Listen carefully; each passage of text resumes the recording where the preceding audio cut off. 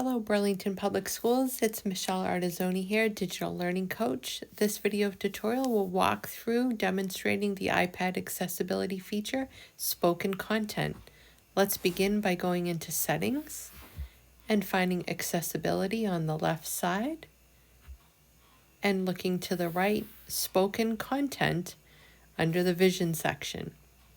Here we're going to turn on the first 4 selections in Spoken Content: Speak Selection, Speak Screen, Speech Controller, and Highlight Content.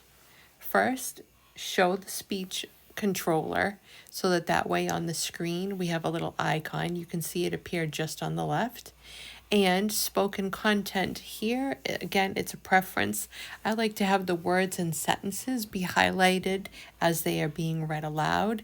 To choose your colors, you can just tap. For example, for my word color, I like to have it highlighted in yellow.